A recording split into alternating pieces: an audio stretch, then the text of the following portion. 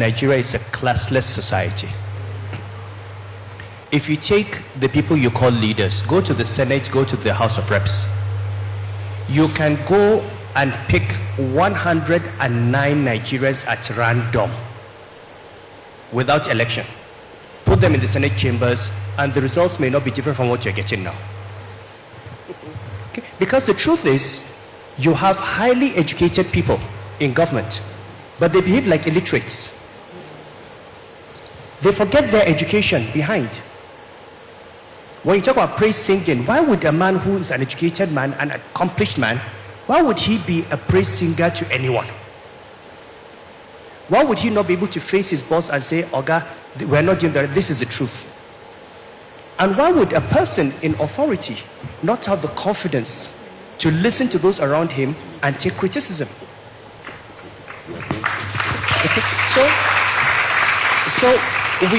You've got people who are supposed to be the representatives of the values of society.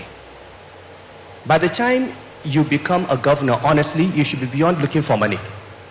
You have been given an opportunity to take care of the lives of millions of people, to educate children, to save lives, to provide health care, to build infrastructure. All you are thinking of is a car, a house. I mean, are you that cheap?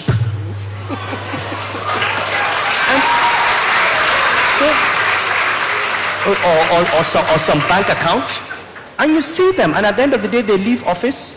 After a few years they die, and the children are fighting over the money. Then they get the money, and then they go on drugs, and everything is wasted.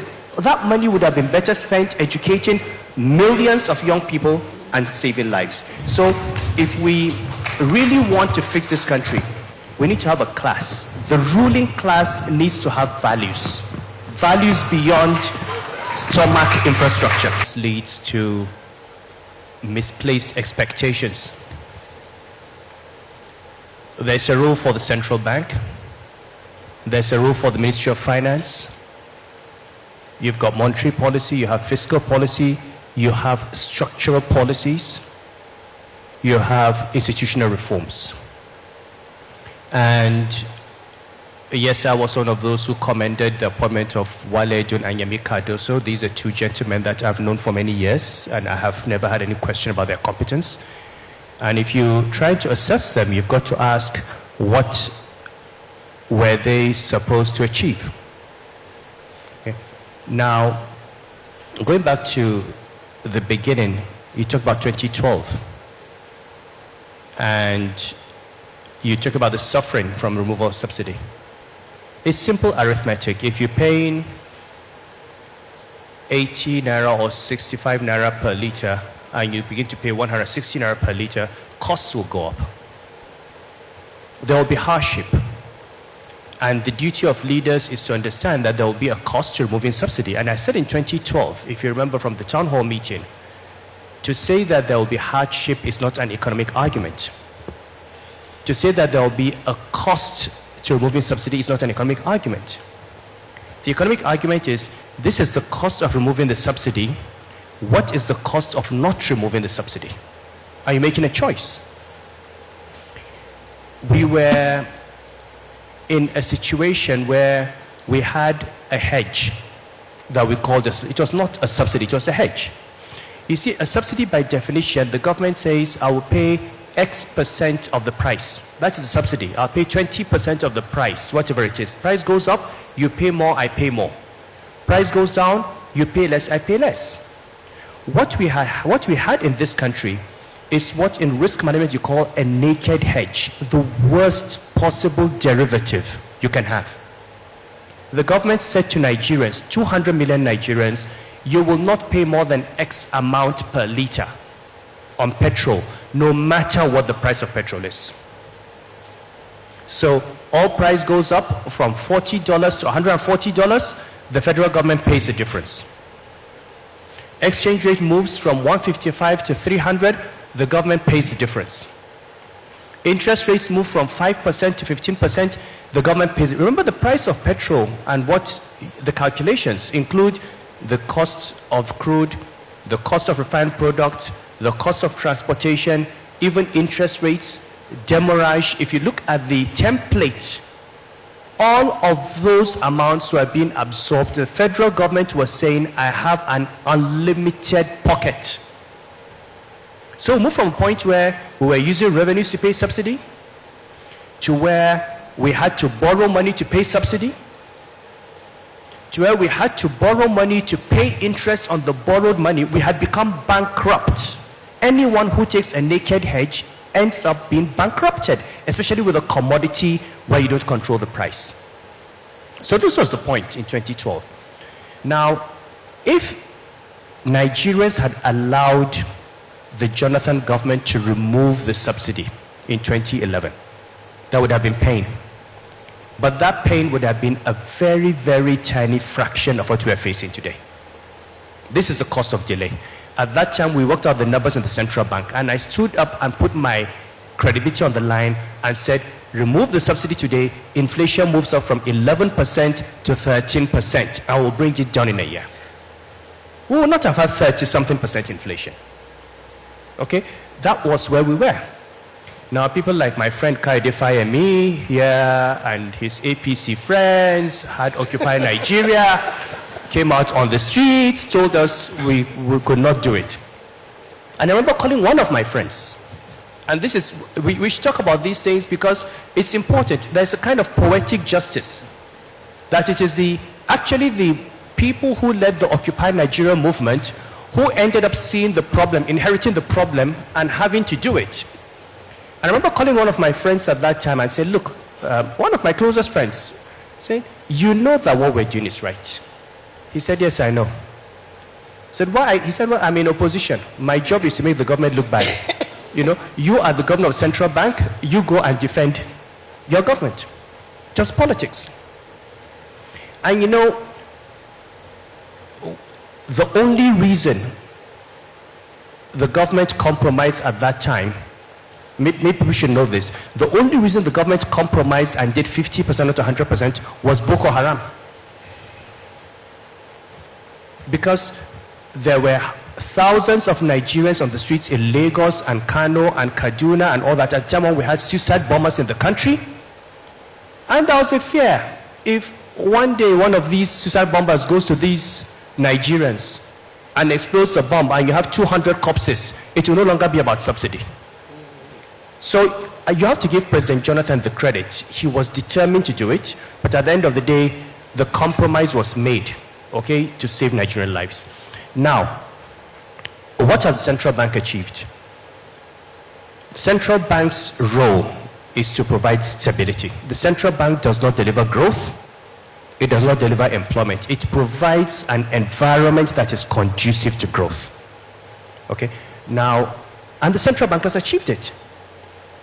You don't want inflation moving from 10% to 15% to 20% to 25% because, as I said a few weeks ago at NESG, Nigerians don't realize that we were on the brink of hyperinflation. Beyond a certain rate of inflation, it becomes runaway inflation, you can't control it. You'd buy rice in the morning, by the time you come at 12 noon, the price has changed. By 4 p.m. it has changed. This is what happened in Zimbabwe, it happened in Venezuela, it happened in Argentina. We were heading for Nigeria, we were printing money like there was no tomorrow. We're heading for Nigeria, we're heading in the direction of Zimbabwe under Mugabe, or Uganda under Idi Amin. So inflation has been reined in. The runaway devaluation has been stopped. Yes, we're at 1,400. Nobody wants an naira at 1,400. But it's better to know that it will be 1,400 for the next 6 months, 8 months, 10 years, than to think it's 1,400 today, 2,000 tomorrow, 2,500, which is really... So the central bank's job is not to give you a strong naira. The central bank's job is not to give you low prices. The central bank's job is to reduce the volatility in the price level. And so when you assess the central bank, you've got to say, what has it done? Have you reduced volatility inflation? Have you brought it down? We're going to bring it down to single digit. You're on your way. There's still a long way to go. Okay, I would like to see inflation come down to under 10%. It will take time. But in terms of stopping it from runaway, it has. exchange rate volatility has been reduced. Now, on the fiscal side, and we talk about tax reforms, those reforms, the Tax Act only takes off next year. So we must remember that before the tax reforms have kicked in, we have increased government revenues. We have brought down debt service ratios from 100 and something percent to about 40%. Okay, so on the revenue side, you've got to give the finance ministry credit for what it's done. Now, is there more to do? Yes. And the way where the problem is what Atedo has mentioned, is the expenditure side. Yes. Okay, the quality of spending. And some of these things we've got to be honest with ourselves. Look, why do we need 48 ministers? Why do we need dozens of vehicles when we're moving around in convoys or traveling all over the country? So, Your Highness, that brings me to that question which I'm asking, which is, do we have an affliction that affects the hearing of our leaders and unable to listen to the good advice? No, I mean, if we have an affliction, we'll get a doctor to fix it. Yes, so your question started with the finance minister and central bank governor, and we're saying that there are things that are beyond them when you're dealing with the economy. So I would go along with that and say you've got to look at overheads. You've got to look at things like your contract processing, procurement process. Okay, there's still questions about inflated contracts. There are questions about transparency. There are questions. All this money is coming into the federal, and this at federal, state, and local level. There are serious questions about how the money that is being raised is being used.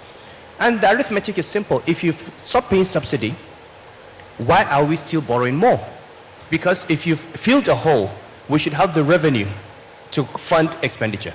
But we fill in one hole and dig in a bigger hole. So this government needs to look at institutions. It needs to look at the quality of spending. It needs to understand that if you keep making more money and keep blowing it away, you're going to undo what you have done. But apart from that, I think a lot of good has been done, okay? But we still have to look at what needs to be done. I would ask this question, Your Royal Highness, one more time. And I hope I get a straight answer to it. Nigerian leaders, from as long as I can remember since I've been in this country, they seem to not be listening to wise counsel. Even the man that you said was President Jonathan at the time had the good counsel to say, no matter what happens with Boko Haram and the rest of them, this is wise counsel, not just from the then SLS governor of CBN, from a great mind like Ngozi Okonjo-Iweala. Everybody said this is the right thing. In fact, I remember you mentioned on Channels Television, where I was the GM then, that we're on the precipice, about to fall. You said it. So why will that president not take the right action, and then the one after, and now the one that is there now, knowing what the answers are from the experts, the likes of Wale and the likes of Yomi Cardoso and all the other brilliant minds that are working with him? Why are they not doing it? Kudos to Emir Sanusi, former CBN governor. I believe we have so many professionals who knows the problem of Nigeria. But the moment they enter that seat, it will be another different ballgame entirely. What is the solution? I believe it's high time we stop talking about Nigeria problem. I believe this time there is need to provide solution to the problem ravaging the country. A country that is so blessed with human and natural resources. It is so sad at this point in time, the country cannot feed its citizens. They keep japping on a daily basis to seek greener pasture elsewhere. Anyway, whatever you think, drop your comment on the comment section. Once again, share and follow the page. We all know the problem, but solving it is one bigger challenge.